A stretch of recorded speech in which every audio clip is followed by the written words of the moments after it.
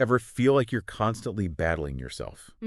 Like to stay focused or stick to a budget or resist that extra slice of cake? Oh, yeah. We all do, right? Totally. Today, we're diving deep into self-control. Ooh. Yeah, with research from psychologist Michael Inslicht at the University of Toronto. Okay. So get ready to kind of rethink willpower and maybe even discover a few tricks to make those good intentions stick. Yeah. So it's fascinating how we used to think of self-control as this, like, fixed trait measurable by lab tests. Okay. Like the Stroop test. Oh, yeah. You know that one? I do. Where you have to name the color of a word, Right. even when it spells a different color. Yeah. Like the word red is written in blue ink. Right, yeah. And you have to say blue. Yeah. The idea was if you ace that test, Right. you're basically a willpower superhero in real life. Oh, I remember taking that test. Did you? I did. How'd you do? I think I did okay. Okay. It was way harder than it sounds. Yeah. It really makes you wrestle with your brain's autopilot. Yeah. So I guess what you're saying is maybe nailing the Stroop test doesn't automatically translate into like resisting that late night online shopping spree. Exactly.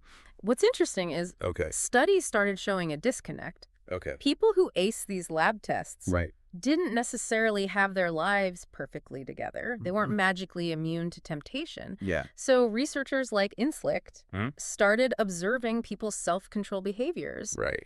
But in everyday life, Okay. things like sticking to budgets, healthy habits, that kind of thing. Yeah. And the findings were surprising. So what did they discover?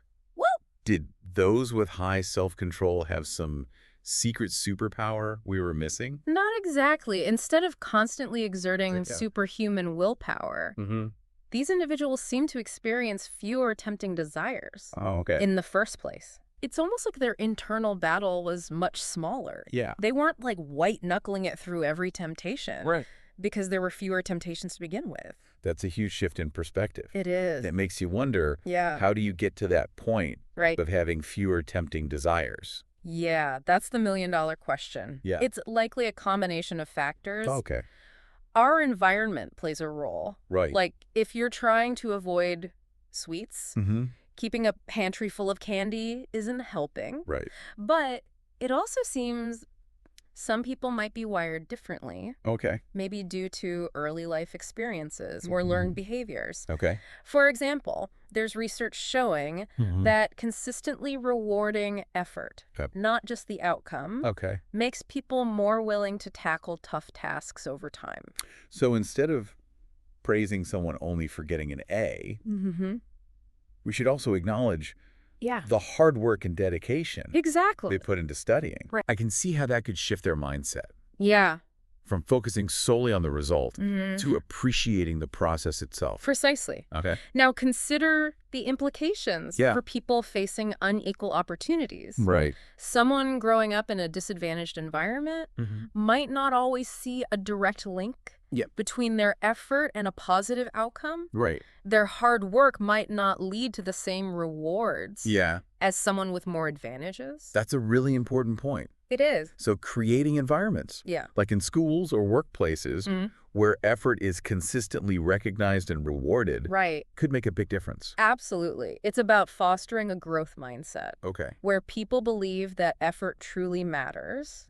It helps them make the most of the opportunities that do come their way. Right. But it's also crucial to recognize that success isn't solely about individual effort. Right. Systemic factors and societal structures play a huge role, and not everyone starts from the same place. Absolutely. It sounds like we're talking about a complex interplay We are. of individual effort and external factors.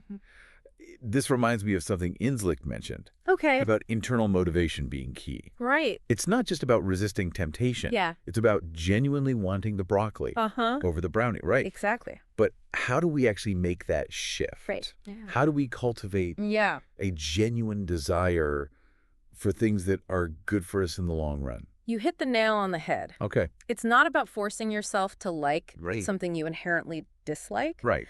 But there are interesting techniques Okay. like Pavlovian conditioning. Pavlov's dogs. Yeah, like that. Okay. It's where you pair something enjoyable with something neutral or even slightly unpleasant. Yeah. And over time, that association Yeah. shifts your perception. Okay. So can you give me an example? Yeah, I was going to say, could you give us an example? Think about listening to your favorite upbeat music. Okay. While doing a chore you usually dread, Yeah. over time you might start associating those positive feelings from the music with the chore itself, making it seem less daunting. Oh, okay. It's like training your brain to enjoy the process. That's a clever trick. It is. So it's about working with our brain's natural tendencies. Yeah. Instead of fighting against them. Exactly. And speaking of natural tendencies, Okay. even with the best intentions, we all have multiple goals that can conflict. Right. That's where Inslick's research on planning Okay. and pre-commitment comes in. Okay. These are key tools for those who excel at self-control. Yeah, I can see how that makes sense. Right. If you schedule your workouts in advance and tell a friend you'll meet them at the gym, you're less likely to hit snooze when that alarm goes off. For sure. Pre-commitment, even just to yourself. It can be powerful. Absolutely. It takes the pressure off making those in-the-moment decisions. Right. When temptation is often strongest. Yeah. Speaking of which, Okay. let's talk about the trend of manifesting. Oh, yeah. It gets a lot of attention. It does. But is there any real science behind it? Right. I mean, it can't be as simple as just wishing things into existence. That's what I've always wondered. Yeah. It seems a bit too good to be true. But maybe there's a psychological component we're overlooking. There's definitely more to it than just magic. Okay. But from a psychological standpoint, there might be some benefits to the approach. Okay. For one, the placebo effect is real. All right. Our expectations can influence our perceptions and behaviors in surprising ways. So even if it's not literal magic, believing in something can create a self-fulfilling prophecy. It can. It seems our brains are more powerful than we realize. They are. But what about when we inevitably slip up? Right. Does that mean our self-control is doomed? Not at all.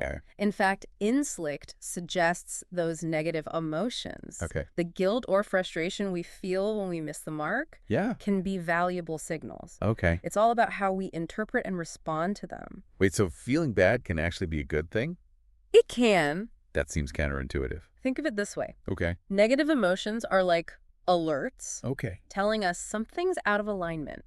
Okay. The key is not to get stuck in a cycle of self-criticism, but instead use those feelings as information. So instead of beating ourselves up for missing a workout, we could ask, why did this happen? Exactly. What can I learn from it? Yes. How can I prevent it next time? Exactly. It's about turning those negative emotions into opportunities for growth. Okay. And you know what's interesting? What's that?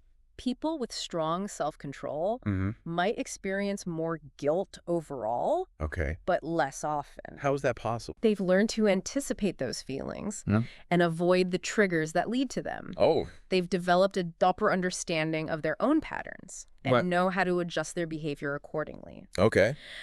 But there's another fascinating piece to this self-control puzzle. Okay. Our relationship with effort itself.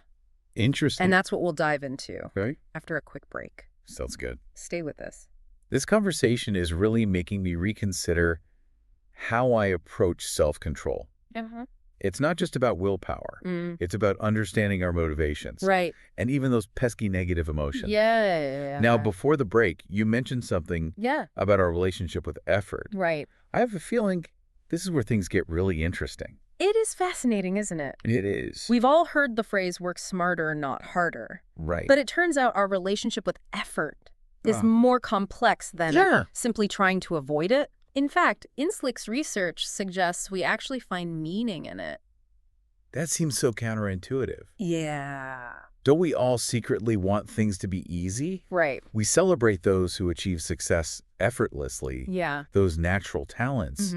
But then there's that undeniable sense of accomplishment after conquering a challenging hike. Totally. Or finally mastering a difficult recipe. Yeah. It's like we crave that feeling of having earned it. You're right. We do seem to have this inherent appreciation for things that require effort. Yeah. Inslick calls it the effort paradox. Oh. His research shows that people tend to associate more meaningful experiences with tasks that require more effort, even when controlling for how much they enjoyed those tasks. So it's not just about liking something. Right. It's about the value we assign to it based on the effort involved. Yeah.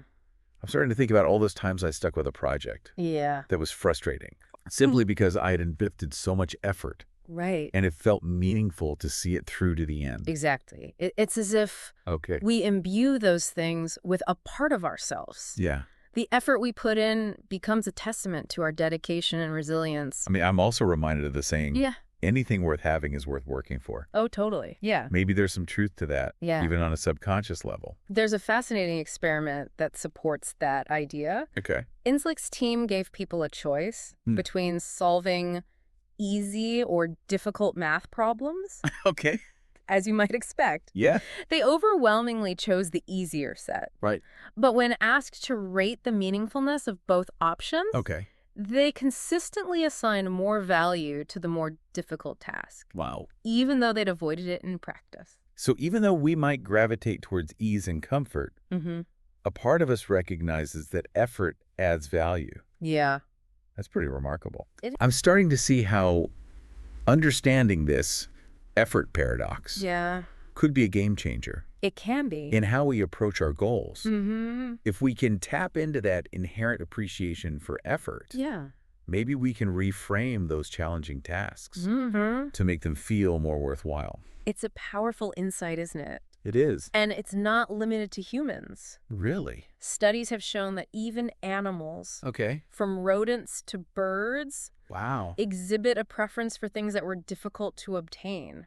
This suggests that valuing effort might be woven into our very nature. That's amazing. It is. It really does make you wonder about the deeper implications for motivation and goal setting. But thinking about effort in this new light also has me wondering about empathy.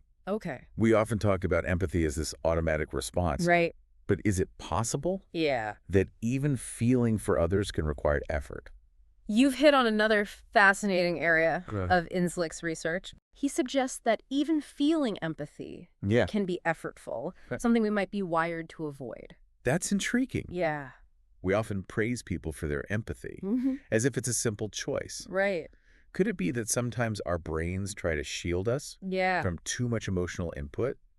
It's a compelling theory. Yeah. In one study, Okay. participants were given the option to either describe the emotions they saw in pictures of people or to actually try to feel those emotions themselves. We live in a world with so much stimulation and information overload. Yeah. Maybe our brains had developed ways to filter out some of that emotional input as a form of self-preservation. Right.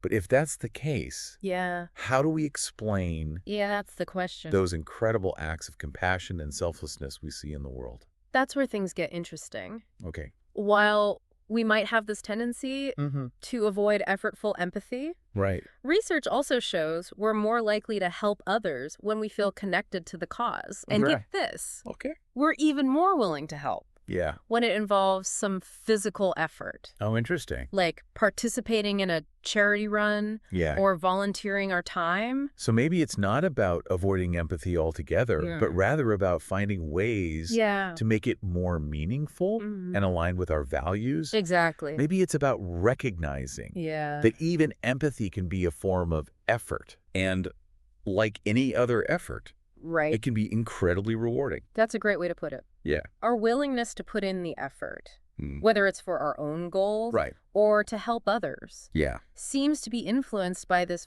fascinating interplay between our internal motivations, values, and even our perception of the task at hand. Wow. But even with the best intentions and a willingness to put in the effort, there's another factor that often throws a wrench in our plans. What's that? Boredom. Boredom. And you might be surprised to hear that Inslick has some very interesting insights on boredom, challenging the conventional view of it as a purely negative experience. So we're back, and now we're going to tackle a topic that most of us try to avoid at all costs. Yeah. Boredom. It's funny, isn't it? It is. We treat boredom as this enemy be vanquished. Yeah. But what if I told you that Inslick's research suggests boredom might actually be a powerful motivator in disguise? Boredom as motivation. I'm the queen of grabbing my phone. Oh, yeah. The second I feel a hint of boredom coming on, explain how this could possibly be a good thing. Well, think of boredom as a signal. Okay. It's your brain telling you, hey, this isn't cutting it anymore. Right. I need something more stimulating. Yeah. That urge to seek out novelty and challenge can actually be a catalyst for growth and exploration. Okay. I'm starting to see where you're going with this. Yeah. So instead of automatically scrolling through social media when I'm bored, right, I could use that time to finally tackle that project I've been putting off. Exactly. Or try something new and exciting that I've been curious about. Inslake's research even suggests that boredom can make certain tasks seem more appealing when we're tired of others. Yeah. It's like our brains are saying, well, if I have to be doing something, might as well give that other thing a shot.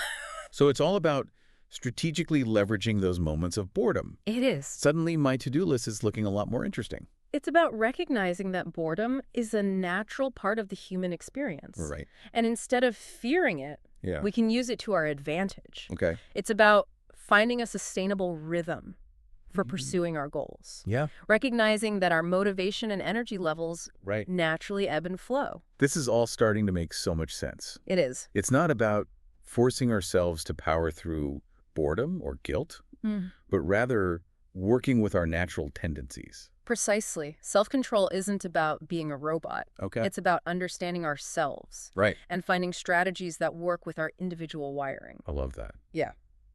So there you have it. Yeah. We've taken a deep dive into the science of self-control. We have. And discovered that willpower is much more nuanced than we might think. It is. It's about managing desires, reframing our relationship with effort, and even harnessing the power of boredom. Absolutely. I don't know about you, but I'm feeling inspired Me too. to approach my goals with a fresh perspective. It's a good feeling. It is.